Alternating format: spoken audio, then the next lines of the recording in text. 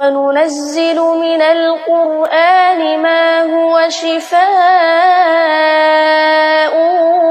ورحمة للمؤمنين। জিন বেশিরভাগ সময় মেয়েদের উপর আসর করে মূলত শারীরিক সম্পর্ক করার জন্য। তদ্রূপ কিছু কিছু জিন ছেলের সাথেও শারীরিক সম্পর্ক করার জন্য আসর করে থাকে। তবে ছেলেদের ক্ষেত্রে বেশিরভাগ সময় পরী বা দুষ্টু ফিমেল জিনেরা বেশি আসর করে থাকে।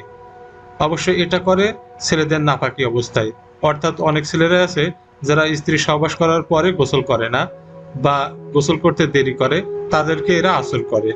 অথচ তার জন্য উচিত ছিল সাথে সাথে গোসল করে নেওয়া, কিন্তু সে এটা না করে সারাদিন নাপাক অবস্থায় এদিক সেদিক ঘুরে বেড়ায়। এই অবস্থায় নারী জিনেরা বা নারী পরীরা তাদের উপর আসর করে, এমনকি তাদের সাথে শারীরিক সম্পর্ক করতে চায়।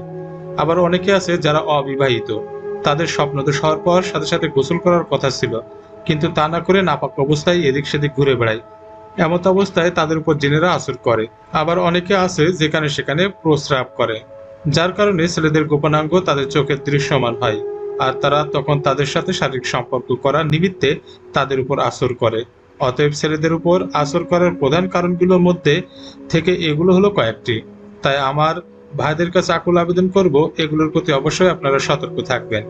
শারীরিক সম্পর্কের উদ্দেশ্যে জিনের আসর আপনার যে ক্ষতি করতে পারে তা হলো, আপনি যদি অবিবাহিত হন তাহলে সে নানান উপায়ে আপনার বিয়েতে বাধা দিতে থাকবে, কেননা সে চায় না আপনার অন্য জায়গায় বিয়ে হয়ে যাক আর আপনি অন্য কারোর সাথে শারীরিক সম্পর্কে জড়িয়ে যান, কেননা সে আপনার সাথে শারীরিক সম্পর্ক করতে করতে আপনার প্রতি আশিক হয়ে যাবে।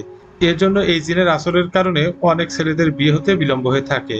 আবার আপনি যদি বিবাহিত হন তাহলে সবসময় আপনার সংসারের মাঝে ঝগড়া লাগানোর চেষ্টা করে থাকবে, সবসময় আপনার স্ত্রী থেকে দূরে রাখার চেষ্টা করবে, আপনাদের উভয়ের মাঝে সবসময় দ্বন্দ্ব লাগিয়ে রাখবে। এই কারণে অনেক সংসারে ঝগড়া লেগেই থাকে। শারীরিক সম্পর্ক করলে বোঝার উপায় হলো, কোনো জিন যদি কোনো ছেলের সাথে শারীরিক সম্পর্ক করার উদ্দেশ্যে আসর করে, তখন ছেলেটির বিভিন্ন জায়গায় দাগ পরিলক্ষিত হয়। এই দাগ মাঝে মাঝে ছেলেটির গায়েও দেখা যায়। শারীরিক সম্পর্ক না হলেও এরকম দাগ দেখা যাবে, লাল দাগ, খাঁচি বা কামড়ের দাগ ইত্যাদি, বিশেষ করে গলার নিচের দিকে। কোনো জিন যদি কোনো ছেলেকে পছন্দ করে, তখন ওই জিন সবসময় ওই ছেলের আশেপাশে থাকে। যখন ঘুমায় তখন তার কাছে আসে, অতঃপর ঘুমের মধ্যেই শারীরিক সম্পর্ক করে। ছেলেটি তখন বাস্তবতা অনুভব করতে পারে, কিন্তু কাউকে তা দেখতে পায় না। আবার কোনো কোনো ক্ষেত্রে জেগে থাকা অবস্থায় বা হস্তমৈথুনের মাধ্যমে এই সময় জিন রোগীর হাত, মস্তিষ্ক পজেস করে ইন্দ্রিয় তৃপ্তি লাভ করে। এটা তখনই বোঝা যাবে যখন কেউ আগে থেকে গুপ্ত অভ্যাসে লিপ্ত ছিল না, কিন্তু ধীরে ধীরে যৌন চাহিদা বৃদ্ধির ফলে হস্তমৈথুনে লিপ্ত হয়ে যায়, অথবা আগে থেকেই গুপ্ত অভ্যাসে লিপ্ত ছিল, কিন্তু তা হঠাৎ করে যদি মাত্রাতিরিক্ত ভাবে যৌন চাহিদা বেড়ে যায়, তাহলে বুঝতে হবে আশিক জিনের কাজ এটা। আবার কেউ কেউ বলেন জিন মানুষের সঙ্গে মিলনের সময় যৌনাঙ্গে গরম বাতাসের মতো অনুভূত হয়, এমনকি জিনরা দীর্ঘক্ষণ সঙ্গম করে। তাই এই সঙ্গমের পরে মেয়ে ছেলেরা খুব দুর্বল হয়ে যায় এবং দিন দিন শরীর শুকিয়ে যায় এবং শরীরের বিভিন্ন অঙ্গে ব্যথা অনুভূত হয়। এই সমস্যাগুলো থেকে বেঁচে থাকতে প্রতিনিয়ত আল্লাহর নৈকট্য লাভের চেষ্টা করতে হবে।